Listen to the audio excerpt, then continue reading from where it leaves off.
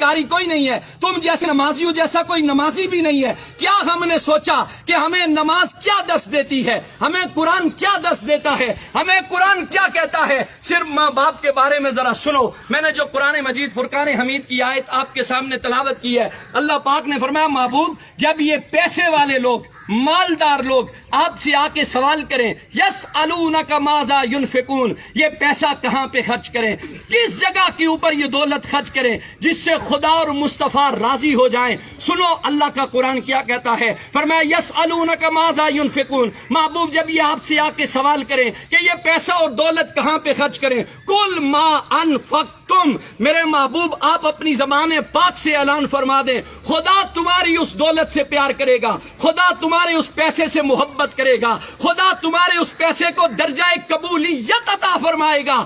کس پیسے کو درجہ قبولیت عطا فرمائے گا؟ فرمایا ما انفقتم من خیر فللوالدین، جو پیسہ تم اپنے بوڑھے باپ اور بوڑھی ماں کے اوپر خرچ کرو گے، اب تمہیں گارنٹی مل رہی ہے کہ جس بندے نے اپنے ماں باپ کے اوپر پیسہ خرچ کیا، جس نے ان کی خدمت کی، جس نے ان کا احترام کیا، جس نے ان سے دعائیں لی ہیں، اس بندے کے ساتھ خدا بھی راضی ہے، خدا کے محبوب بھی راضی ہیں۔ یہ بات یاد رکھو، یہاں سے 7 لاکھ روپے خرچ کر کے بندہ حج پڑھنے جاتا ہے، نہ اس کے پاس مکے کے مفتیوں کا فتویٰ ہے، نہ پاکستان کے مفتیوں کا فتویٰ ہے کہ تو نے 7 لاکھ روپے خرچ کیے، تو نے کعبہ شریف کی زیارت بھی کی ہے، تو نے وہاں صفا اور مروہ کی سعی بھی کی ہے، تو مکے اور مدینے کی گلیوں میں گھوما بھی ہے، اس کے پاس سند نہیں ہے کہ تیرا حج قبول ہو گیا ہے، تیری عبادت قبول ہو گئی ہے، تیرا جھکنا قبول ہو گیا ہے۔ خدا کی رحمت کی امید تو ہے لیکن قبولیت کی گارنٹی کوئی نہیں دے سکتا۔ لیکن سنو،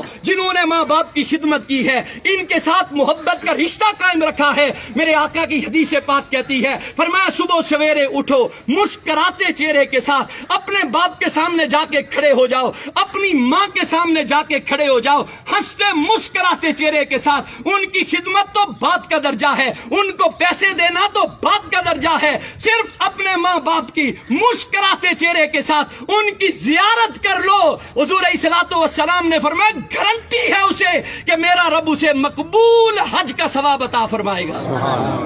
ہم یہاں سے حاجی صاحب بننے کے لیے مکے کی گلیوں میں تو جاتے ہیں، مدینے کی گلیوں میں تو جاتے ہیں، پیسے تو خرچ کرتے ہیں۔ کبھی سوچا تمہارا بوڑھا باپ گھر میں بیٹھا ہوا ہے، کبھی سوچا تمہاری ماں وہ محبت کی نظروں سے تمہیں دیکھ رہی ہے، شاید میرے بیٹے کو زندگی کا گزرا ہوا کوئی لمحہ یاد آ جائے، شاید اسے زندگی کی کوئی بیتی ہوئی یادیں ستائیں کہ میرے باپ نے میرے لیے اتنا کچھ کیا تھا، میری ماں نے لوگوں کے دروازوں کے اوپر جا کر کپڑے دھو کر برتن مانج کے لوگوں کے گھروں میں جھاڑو لگا کر۔ آپ اور میں روز دیکھتے ہیں بوڑھے ضعیف العمر لوگوں کو کہ روڈ کے اوپر سوٹی اٹھا کر لوگوں سے مانگ رہا ہے۔ کبھی اس بابے سے ایک دفعہ پوچھ کے دیکھو، بابا یہ تو کس کے لیے مانگ رہا ہے؟ تو لوگوں کے دروازوں کے اوپر جاتا ہے، تو کس لیے جاتا ہے؟ کیا تجھے اپنی ضرورت ہے؟ وہ باپ کہتا ہے نہ مجھے میری ضرورت نہیں ہے، میں زندگی گزار سکتا ہوں، لیکن میرے گھر میں ننھے بچے ہیں جو شام کو میرا راستہ تکتے رہتے ہیں۔ ہمارا باپ گھر میں سودا لے کے آئے گا،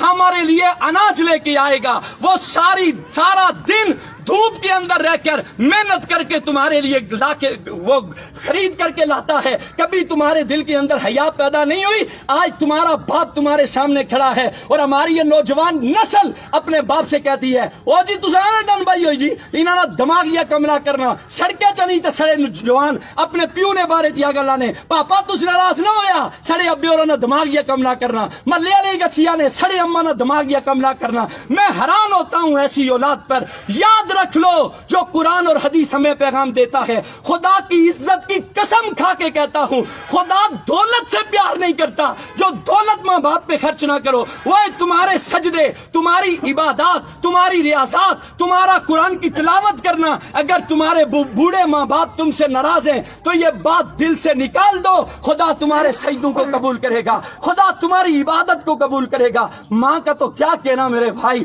ماں تو زمانے کی وہ ہستی ہے جس جسے قرآن نے چاند کہا ہے. ساری کائنات ایک طرف ہے, ماں کی ہستی ایک طرف ہے. ماں جیسا تو اللہ نے کائنات کے اندر کسی کو پیدا ہی نہیں کیا ہے. وہ ماں جس کے بارے میں ایک شاعر بول کے کہتا ہے, ایک مدت سے میری ماں نہیں سوئی تابش, میں نے فقط ایک بار کہا تھا کہ مجھے ڈر لگتا ہے. تابش کہتا ہے میں نے زندگی میں ایک مرتبہ کہا اماں مجھے ڈر لگتا ہے, اس کے بعد میری ماں نے سونا ہی چھوڑ دیا. ایک اور شاعر بول کے کہتا ہے, وہ کہتا ہے وہ اس ڈر سے دوپہر کے وقت بچوں کو سلا دیتی ہے, شاید کھلونے بیچنے والا پلٹ کے واپس نہ آ جائے. ایک اور شاعر بول کے کہتا ہے, وہ کہتا ہے جس گھر میں روٹیاں 4 ہوں بندے 5 ہوں, اس گھر سے ایک ہی ہستی کی صدا بلند ہوتی ہے, مجھے بھوک نہیں ہے, وہ کوئی اور نہیں ہوتا, رب کعبہ کی قسم وہ ماں ہوتی ہے. ایک اور شاعر بول کے کہتا ہے, وہ کہتا ہے اس زمانے